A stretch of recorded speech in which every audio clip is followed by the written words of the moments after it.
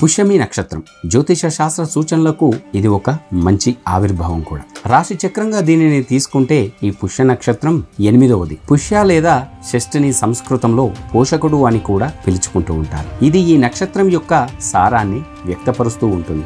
ఆ పేరు సూచించినట్టుగా ఈ నక్షత్రం ప్రజలందరికీ శక్తిని కూడా అందిస్తూ ఉంటుంది. ప్రకాశం లేకపోవడంతో గుర్తించబడిన ఈ నక్షత్రం అతి పొడుగుగా ప్రతిష్టాత్మకంగా కూడా చిత్రీకరించబడింది. అది పోషకాహారాన్ని కూడా సూచిస్తూ ఉంటుంది. 27 నక్షత్రాల్లో ఈ పుష్య నక్షత్రం అత్యంత ప్రియమైన నక్షత్రాల్లో కూడా ఒకటి. విస్తరణ గ్రహం బృహస్పతి మరియు కర్మగ్రహం అని కూడా ఆ శని ఫలితంగా ఇది ఆ ఆధ్యాత్మిక కార్యకలాపాలను నిర్వహించడానికి కూడా అదృష్ట నక్షత్రంగా కూడా ఈ పుష్య నక్షత్రం పేర్కొనబడింది.